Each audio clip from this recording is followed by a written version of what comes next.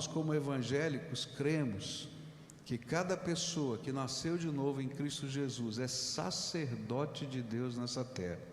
Então olha para quem está perto de você e diz assim: você é um sacerdote, você é uma sacerdotisa.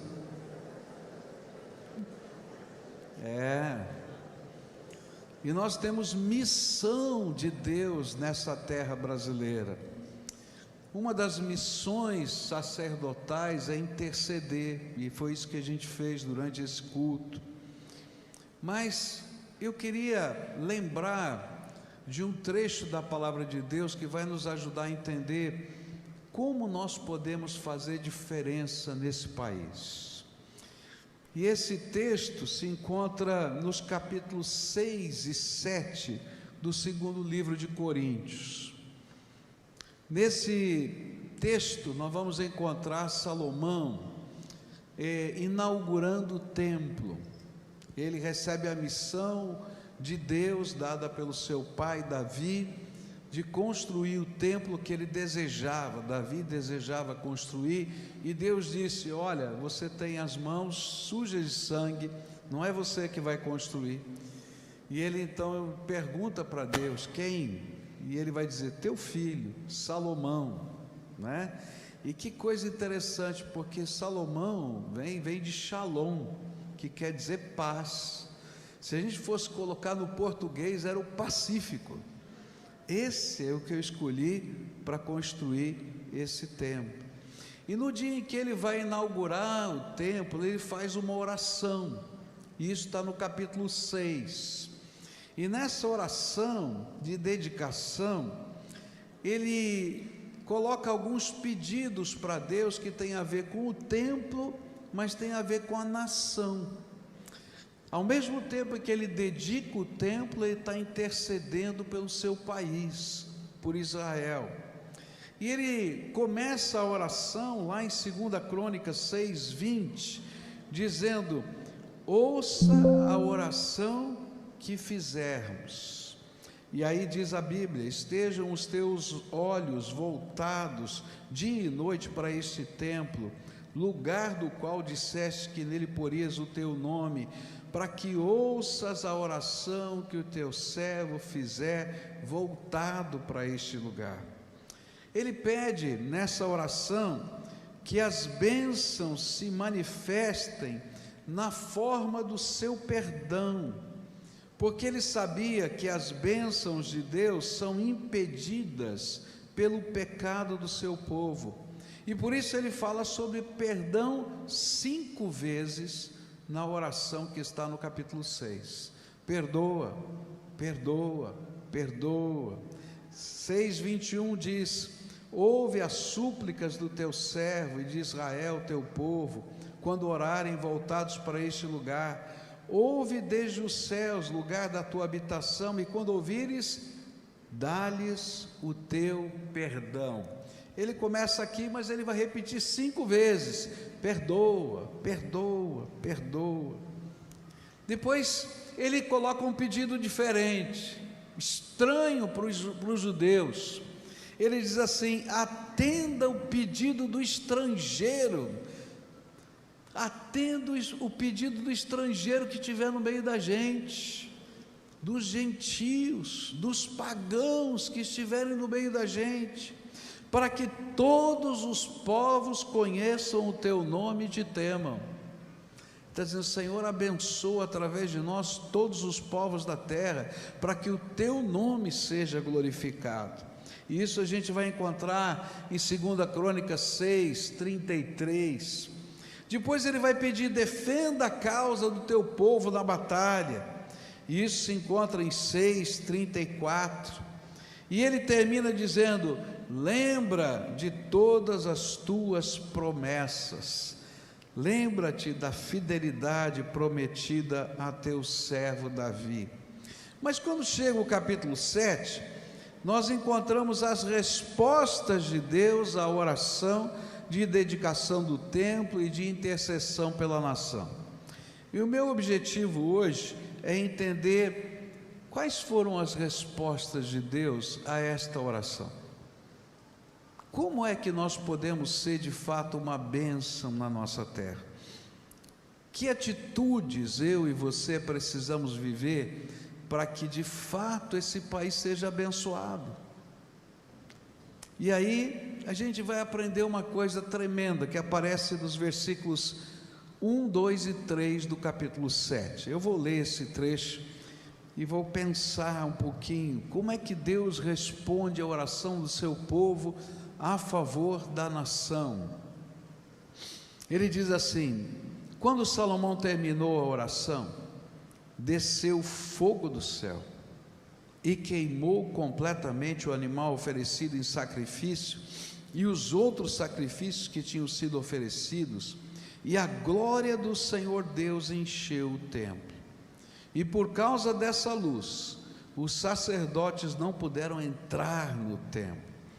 E ao verem o fogo descer e a glória do Senhor encher o templo, todos os israelitas que estavam ali no pátio se ajoelharam e encostaram o rosto no chão, e eles adoraram a Deus e o louvaram, dizendo: louvem a Deus o Senhor, porque Ele é bom e porque o seu amor dura para sempre. A primeira resposta de Deus foi a manifestação da sua presença e a aceitação da dedicação que eles fizeram. E Deus respondeu com fogo e glória. Fogo e glória foram as manifestações de Deus. O fogo que consumiu os holocaustos. E se você trouxer na memória, não é? Você vai lembrar de uma outra cena do Velho Testamento que vai acontecer anos depois, onde fogo de Deus também consumiu os holocaustos. Foi quando Elias faz aquela prova contra os profetas de Baal, e fogo do céu vem e consome os holocaustos.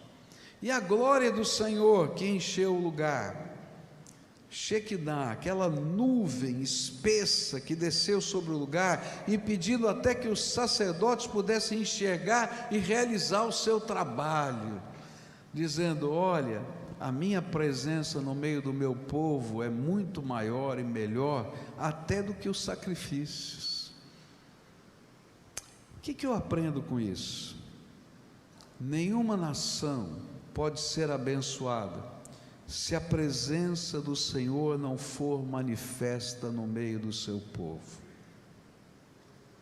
Por isso o Brasil precisa desesperadamente das manifestações da presença de Deus. Mas como é que essas manifestações poderão ser vistas na nossa nação? E a resposta a essa pergunta está na atitude do povo de Deus, sacerdotes do Senhor no meio desta nação. Quando nós nos consagramos completamente ao Senhor, e nós somos, como está lá em Romanos, o sacrifício vivo, santo e agradável a Deus, e a nossa adoração chega como um perfume, cheiro suave, na presença do Senhor, Deus começa a derramar as manifestações da sua presença. E sabe, quando Ele derrama, Ele vai derramar sobre a sua igreja fogo, representado nas línguas de fogo da presença do Espírito Santo, em Atos capítulo 2, onde o povo não entendia, não compreendia o que estava acontecendo, mas sabia que algo extraordinário de Deus estava acontecendo. E glória, santa presença perceptível, quase tocável, no meio da assembleia do seu povo, quando estava no deserto, quando todos os dias Moisés se dirigia à tenda do encontro. Se nós formos o povo que se coloca como sacrifício vivo e agradável a Deus, fogo e glória vai chegar nessa terra. Eles não conhecem isso. O mundo não conhece isso.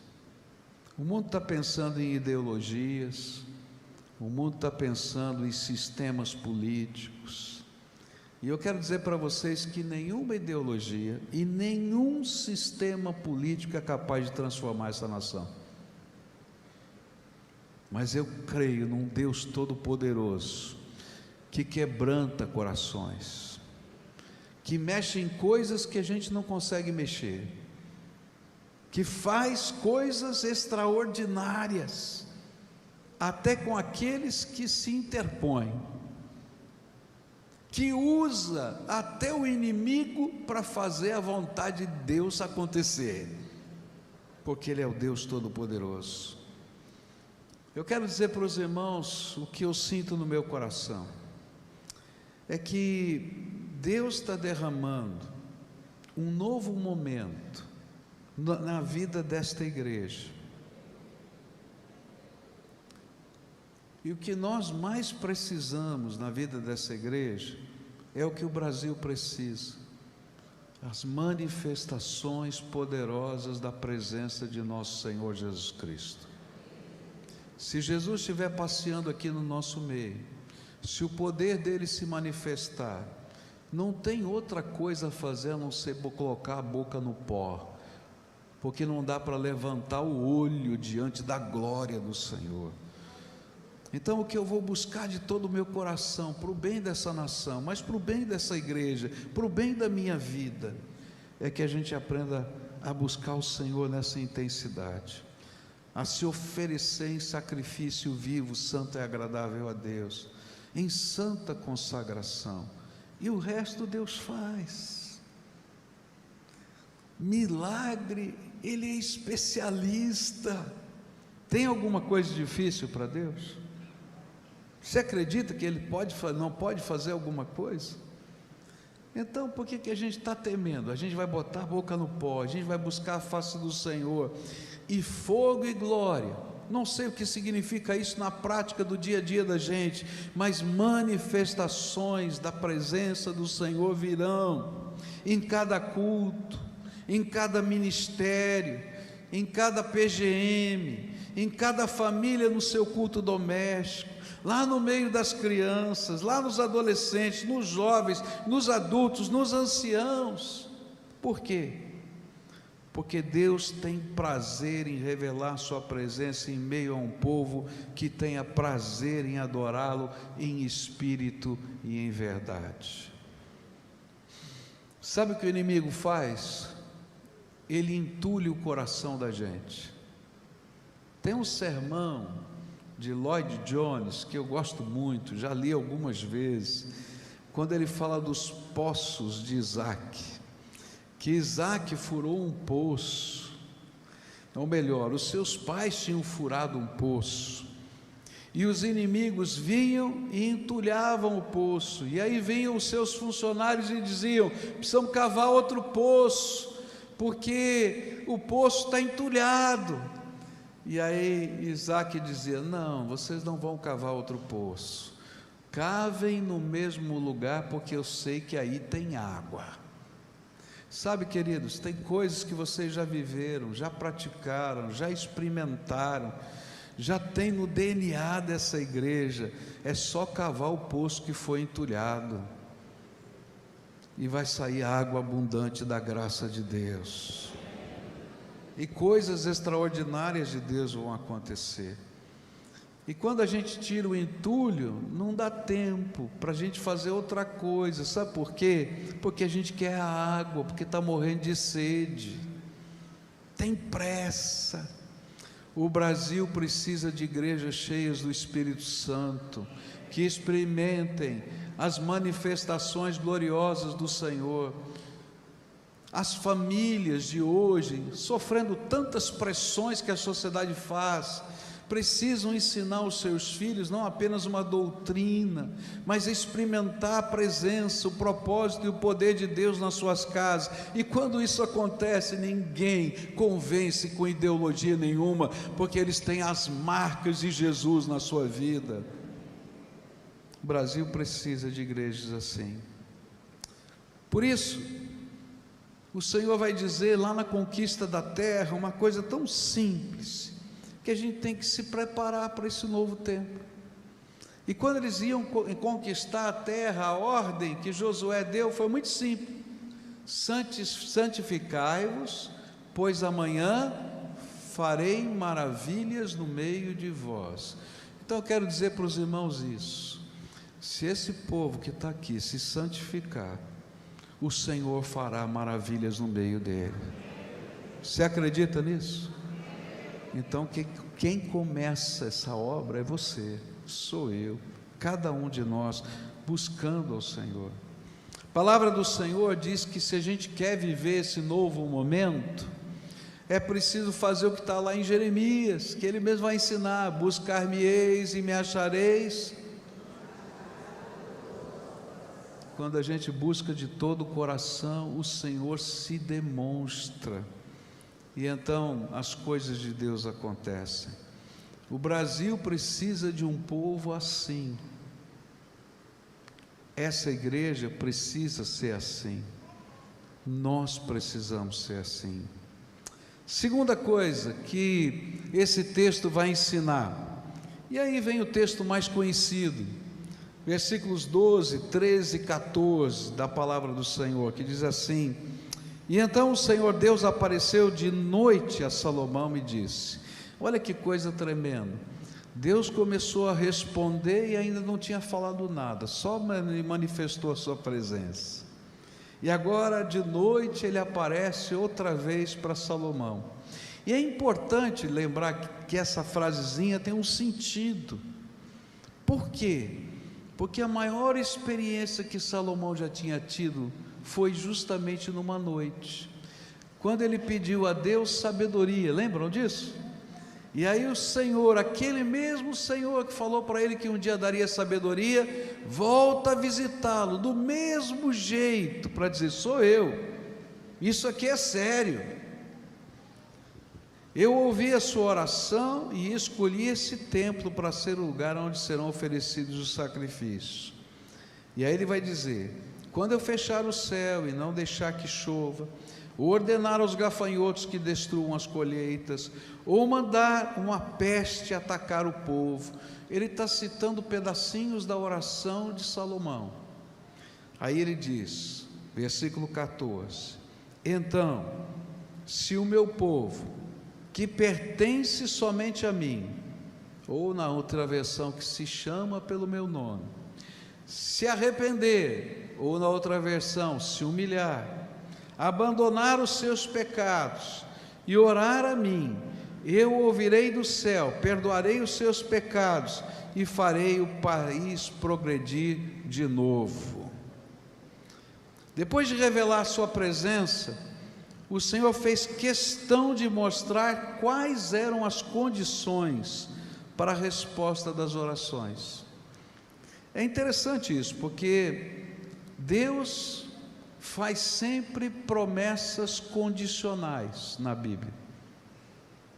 Ele está dizendo: olha, eu posso derramar tudo sobre você, se eu posso te abençoar, se, sempre tem uma condição. E aqui ele apresenta as condições para que essa bênção que ele estava pedindo acontecesse no meio do seu povo. E é interessante porque Salomão imaginava que bastava orar no templo ou olhando na direção do templo, que isso era suficiente, que essa era a única condição. E de onde ele tirou essa ideia? Ele tirou a ideia da serpente levantada no deserto por Moisés, que era na verdade um tipo de Jesus colocado na cruz. E ele pensou: olha, se a gente entrar no templo e orar, ou se a gente estiver longe, mas olhar na direção do templo, já é o suficiente. E o Senhor vai dizer: não, tem 3 condições para que eu atenda a sua oração, dentro, fora do templo, em qualquer lugar.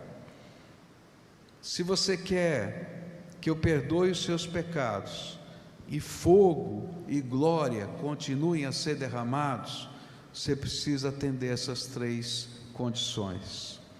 E a primeira delas é arrepender-se. Essa versão diz arrepender-se, a outra diz humilhar-se, mas o sentido é o mesmo, é a gente se curvar diante do Senhor, reconhecer quem nós somos, pecadores, quem nós somos, pessoas que falham, quem nós somos. E o interessante é que ele fala no reflexivo, arrepender-se. Agora, nós, seres humanos, quando olhamos as realidades e dizemos, não, as coisas vão mudar se você se arrepender, se você mudar, se o Joãozinho for diferente, se o Pedrinho for diferente, se o Antoninho for diferente. Mas a Bíblia não fala assim, porque toda mudança começa dentro do meu coração. Ele diz, se eu mudar, me arrepender, entender que eu também sou falho, Deus começa a fazer algo extraordinário na nossa vida. Como é que a obra de Deus começa no outro? Você está querendo a conversão de alguém na sua família? Então começa com você a mudança. É isso que a Bíblia está dizendo. Você quer ver um milagre acontecer na vida do outro? Começa com você a busca pelo seu milagre na presença de Deus. Sabe, arrepender-se, se humilhar, é ter a consciência de que o pecado, mesmo tendo aparência de bom, mesmo tendo uma vestimenta interessante, é desgraça em nossas vidas, pois os nossos pecados fazem separação entre nós e o nosso Deus. São eles que nos impedem de receber a bênção do Senhor. E se a gente não tem consciência do pecado, a gente sabe que tem erros, mas o pecador é o outro. Não, eu tenho meus erros, mas o desgraçado é o outro, não sou eu não. Está entendendo? Não é porque não existam pecados em nós, mas sim porque o meu coração já se endureceu e eu nem sinto que eu peco.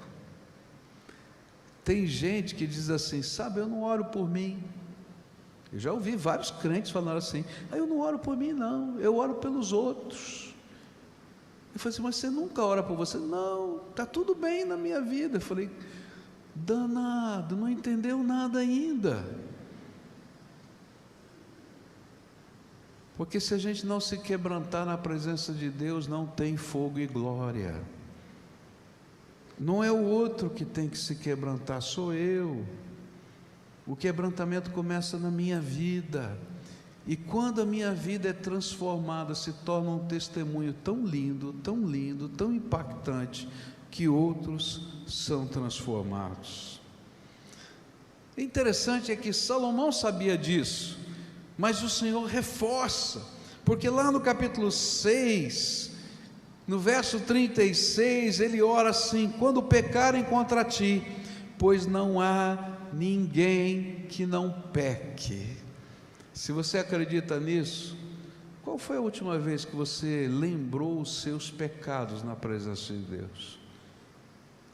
Eu não estou dizendo perdoa os nossos pecados, mas aquele pecado, a palavra, o gesto. Eu estava tomando café na casa de um pastor amigo meu, eu tenho que confessar o meu pecado agora. Isso já faz alguns anos, esse amigo já até faleceu, pastor Marcílio Oliveira, ministro de música da nossa igreja há muitos anos, e a gente estava lá conversando, né, assuntos diversos, eu comecei a falar algumas coisas, e chegou um dado momento, o pastor olhou para a esposa dele, a Zélda, olhou para os seus filhos, e disse, falando em flores, e mudou de assunto. E eu fiquei incomodado, eu falei assim, Marcílio, o que é esse negócio de falar em flores? Aí ele olhou para mim assim, meio sem jeito, e falou assim, sabe o que é, pastor? A gente tem um pacto aqui em casa, se a gente não pode falar alguma coisa boa de alguém, a gente não fala nada. E eu não estava falando coisa boa, esse é o meu pecado, estou confessando, tá? E aí quando você começou a falar, eu olhei para a família e disse, falando em flores, que é a nossa regra, quando a gente diz falando em flores, todo mundo muda de assunto. E eu baixei a cabeça com vergonha. É interessante que a gente não percebe na gente mesmo as nossas falhas. E aí Deus tem que chacoalhar a nossa vida. E às vezes, para a gente se arrepender, o Senhor tem que quebrantar o nosso coração. Se o seu coração é maleável, Deus pode mexer, levar para onde quiser. Agora, você é filho amado dele. Se o seu coração não for maleável, ele pega a marreta e quebra. Então, se você não quer a marreta de Deus sobre a tua vida, deixa o teu coração maleável. E quando ele começar a mostrar os seus pecados, as suas falhas, os seus gestos, pede para ele transformar primeiro a tua vida. Isso é arrependimento, é sensibilidade espiritual. E não tem fogo e glória, querido, sem quebrantamento. Não tem bênção, não tem milagre sem quebrantamento. Por quê?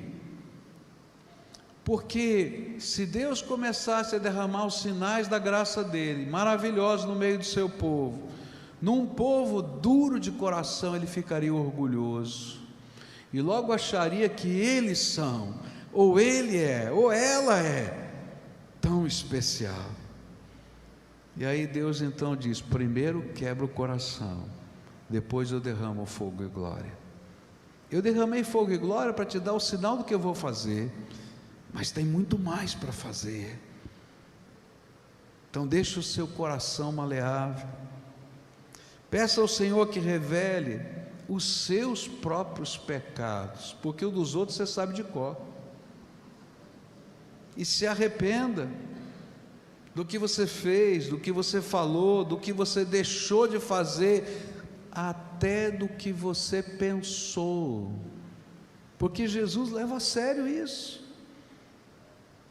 Ele, quando define o que é adultério, ele diz assim: olha, adultério não é você trair a sua esposa, ou você dormir com uma outra mulher, é só pensar, até do que você pensou. Segundo condição, é abandonar os seus pecados. E aí Deus disse para ele: ó, se você se apartar dos seus maus caminhos, abandonar os seus pecados. E aqui é uma coisa tão profunda, porque é se deixar transformar.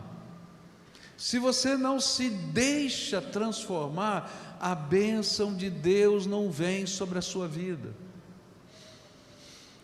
Alguns anos atrás, uma senhora vinha todo culto, pediu uma bênção.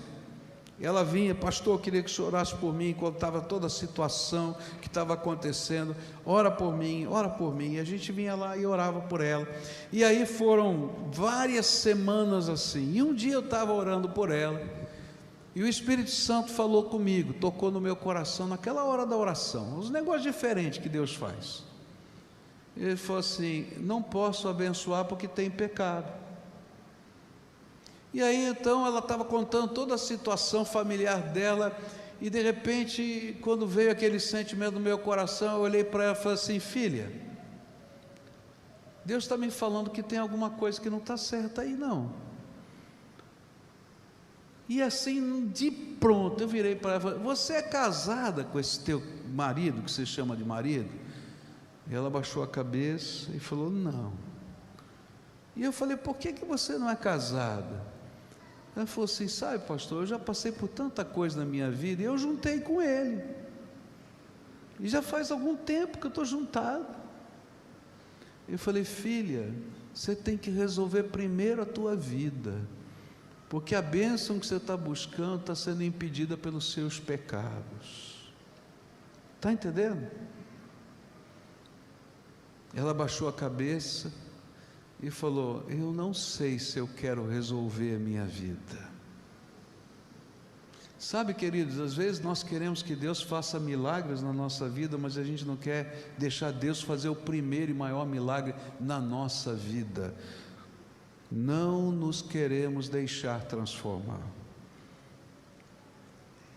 Passaram-se vários anos depois disso, e um dia eu estava conversando com um casal muito querido, muito querido, mas que a gente estava trabalhando a conversão deles. Eles queriam muito forte, né, ter um filho, e eles já tinham até aceitado Jesus, estavam frequentando a igreja, enfim, tudo maravilhoso, tudo bonitinho, e orando para ter um filho.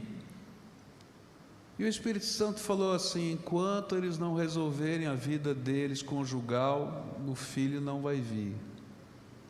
E eu chamei o homem e a mulher e falei com eles muito seriamente, porque eu estava discipulando, eu tinha essa liberdade, e falei: Deus me falou isso para você. Eles foram, acertaram a vida deles. Um mês depois que estavam casados, ela engravidou, porque Deus é fiel. Você está entendendo? Se eu não me deixo transformar, não tem fogo e glória. Sabe o que tem? Barulho no templo, cantoria no templo, porque Deus não aceita nem o louvor, porque o que Ele quer é habitar no coração da gente, mas o coração da gente tem que estar sensível, para deixar o Espírito agir na nossa vida. O que a Bíblia está dizendo é que os mesmos erros produzem as mesmas desgraças. A oração não é uma frase mágica que muda a realidade à nossa volta. A oração é a busca de uma santa ajuda que não só envolve as circunstâncias que precisam mudar, mas que envolve a nossa vida para ser mudada pelo poder de Deus. Se eu não entender isso, a minha oração é só uma reza, onde eu repito um monte de palavras. Há coisas que precisam mudar em nós, não nos outros. E se eu não tiver a coragem de deixar Jesus trabalhar primeiro em mim, Ele não vai trabalhar em ninguém. Quando eu estava estudando no seminário, eu tive um homem que me influenciou muito, pregador maravilhoso. Sabe aqueles pregadores que você fica apaixonado, assim, diz: puxa, quando eu crescer eu quero pregar que nem aquele homem, não é? E ele foi o meu professor de pregação expositiva. E esse homem, então, ele dizia algumas coisas que ficavam guardadas na mente da gente. Ele dizia assim: se você está preparando um sermão, e se você for pregar o sermão, e você não foi o primeiro convertido do apelo do sermão, antes de pregar o sermão, esse sermão não vai chegar no coração de ninguém.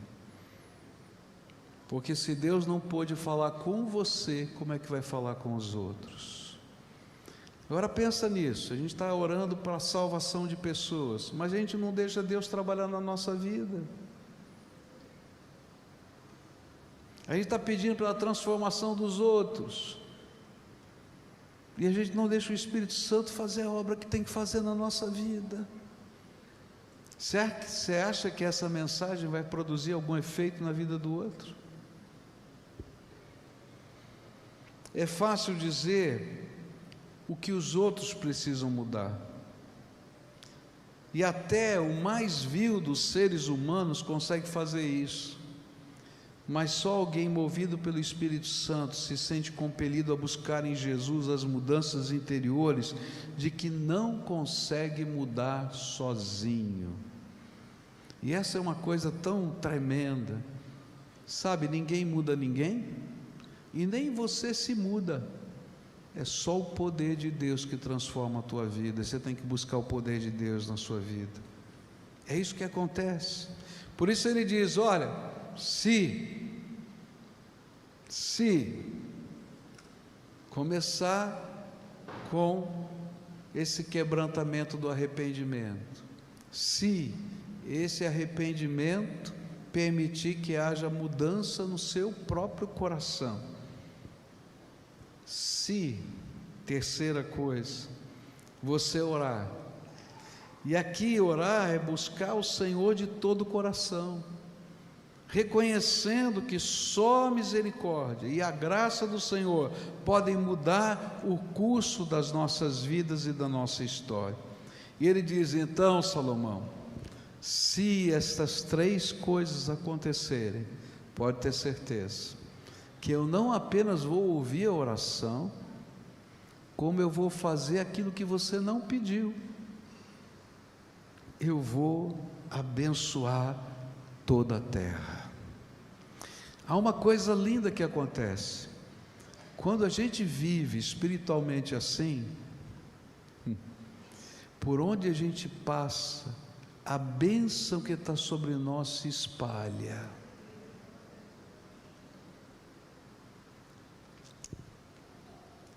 Vários anos atrás, o meu filho, quando trabalhava com adolescentes, ele gostava muito de usar mensagens que tivessem figuras, né, para as pessoas entenderem bem. E ele falando sobre a unção do Espírito lá na igreja, pregou num domingo na igreja, ele pegou um saco de farinha, de 5 quilos de farinha, e falou assim: olha, ser ungido pelo Espírito é isso. Jogou o saco de farinha inteiro na cabeça dele. Você imagina, a senhora que fazia a limpeza da igreja olhou, era farinha para todo lado. E não parou aí. Ele saiu pelo meio do templo, todo sujo de farinha, e começou a tocar nas pessoas. E a primeira pessoa que ele tocou foi o irmão Sofonias. O irmão Sofonias, à época, era o vice-presidente da igreja, era o Marcelo de lá. Só que ele era um senhor, né, um militar, já reformado, mais de 70 anos de idade, forte, sim, sério. Quando ele tocou o irmão Sofonias, e a mãozona dele ficou assim no paletó do Sofonias, o Sofonias começou a chorar. Chorava que nem uma criança e dizia: ele tocou em mim, e tem a marca aqui. E à medida que ele ia saindo e tocando nas pessoas, vários deles começavam a chorar. Havia um mover tão gostoso do Espírito de Deus no meio do povo dele ali na igreja, que as pessoas entenderam a mensagem. Sabe, quando nós somos cheios do Espírito Santo, vivemos essas coisas de Deus, por onde a gente passa, a bênção de Deus se espalha e as marcas de Jesus ficam. Você vai lá trabalhar, e se você é uma pessoa cheia do Espírito Santo, querido, alguém vai um dia chegar perto de você e vai contar uma história, e você, ao invés de discutir isso ou aquilo, você vai dizer: posso orar por você? E quando você começar a orar, você vai ver o poder de Deus fluindo naquela vida, e você vai ver, dias depois, aquela pessoa dizendo: não é que funciona esse negócio de oração? Aconteceu. É disso que Deus está dizendo. Ele está dizendo: se o meu povo, que se chama pelo meu nome, se humilhar e orar e buscar a minha face e largar dos seus maus caminhos, eu ouvirei dos céus, perdoarei os seus pecados e sararei a sua terra. Uma bênção que vai além da gente se espalha a partir da gente. Eu vim aqui nessa manhã desafiar os irmãos a buscarem isso. O Brasil precisa disso, desesperadamente, mais do que uma ideologia, mais do que um sistema político. Precisa de gente séria, cheia do Espírito Santo nessa terra, colocada em todas as áreas. Você está nas orquestras sinfônicas desse país, sabe, precisa estar dentro das autarquias políticas, precisa estar no judiciário, precisa estar nas escolas. E sabe, ninguém segura, nem o Império Romano conseguiu deter, num totalitarismo absoluto, o avanço do cristianismo cheio do poder de Deus. Teve que se render. O Brasil precisa de gente assim. E essa gente não está lá fora, não, está aqui. Deus está me chamando para isso, está chamando você para isso. Sabe, mas não é só o Brasil que precisa, a sua casa precisa disso. Não importa a tua idade, você tem filhos, você tem netos. Às vezes a gente está tão preocupado com a vida deles, mas basta um sinal de Deus, só um, para quebrantar um coração duro. Você está entendendo? Essa igreja precisa de gente assim. Homens e mulheres cheios do Espírito Santo, que entendam as condições de Deus. Sabe, Deus não está olhando pedigree não, viu? Pedigree é de cachorro, né? Vamos mudar de coisa, senão não vai dar certo isso não. Não está vendo o currículo vitae, tá? Deus está olhando para o coração. E o pior é que não dá para esconder nada dele, nem as nossas intenções. Então eu vim aqui hoje em nome de Jesus, desafiar cada pessoa que está aqui hoje, a ser aquelas pessoas que vão buscar fogo e glória, mas entendem que nessas questões existem condições, e as condições começam com arrependimento, com permissão para Deus mexer nas coisas que você não quer que Ele mexa, e uma busca pela presença de Deus tão intensa, como nunca você viveu. E se isso acontecer, fogo e glória vai continuar sendo derramada no meio do povo de Deus, e essa bênção vai se espalhar pela terra. Tem alguma questão na sua casa que precisa de solução? Tem? Na sua vida que precisa de solução? E você tem orado por muita gente a respeito disso? Então hoje nós vamos inverter a oração. A gente vai dizer para Deus: se tem alguma coisa que impede que essa bênção chegue lá na minha casa e que está na minha vida, começa comigo, Senhor. Você está entendendo? Começa comigo, Senhor. Começa comigo.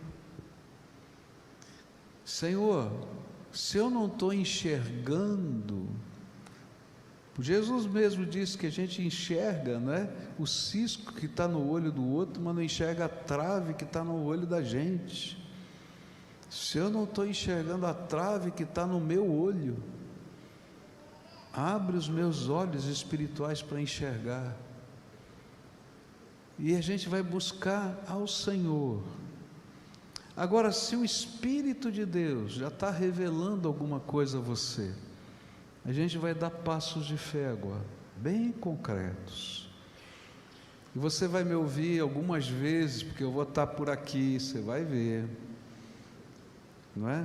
Deus está me mandando para cá, eu tenho certeza disso. Você vai me ouvir algumas vezes dizer isso. Se a gente não tiver coragem de responder à voz do Espírito, num templo, num momento de oração, não se iluda, você não vai ouvir a voz de Deus quando sair daqui. Você vai continuar do teu jeito. Hoje eu vou fazer um apelo diferente. Duro, difícil, complicado. Se eu pedisse uma oferta, você vinha correndo fazer. Mas aquilo que eu vou te pedir, não é tão fácil não. Eu vou pedir hoje que a gente se prostre diante do Senhor, para dizer: Senhor, o pecador sou eu, e eu vim aqui em nome de Jesus te desafiar a dizer: Senhor, trata primeiro esse pecado. Não é qualquer pecado não, é aquele que o Espírito Santo está falando para você. aquele que Ele está revelando agora, porque Ele aplica essas coisas no coração da gente. E nessa hora o Espírito Santo está dizendo: olha, eu quero tratar isso na tua vida, quero tratar aquilo outro na tua vida, quero tratar aquilo outro. Se a gente não tiver coragem de confessar essas coisas diante do Senhor e se arrepender diante do Senhor, não tem avivamento nessa terra. Então, se há pessoas aqui a quem o Espírito Santo hoje está falando: olha, quero tratar você. Ah, mas tem o Joãozinho, tem o Pedrinho. Não, eu quero tratar você, porque eu quero derramar fogo e glória na tua vida. Porém, tem que começar com você. Eu quero orar por essas pessoas. Quero pedir que Deus derrame graça poderosa, tremenda, restauradora, curadora. Porém, tem condições, essas que estão aqui na Bíblia. Se você é essa pessoa a quem o Espírito Santo está falando, eu vou te chamar para vir aqui à frente e a gente orar. E eu não estou esperando uma multidão não, viu? Eu estou esperando aqueles a quem o Senhor quer começar algo tremendo nessa manhã. Se o Espírito Santo de Deus está falando, vem para cá, em nome de Jesus. Pode vir, em nome de Jesus, venha, venha. Se estiver lá em cima, no balcão da galeria, vem para cá, em nome de Jesus, agora. Porque Deus quer fazer alguma coisa na tua vida, na tua casa. É tempo de quebrantamento, é tempo de busca,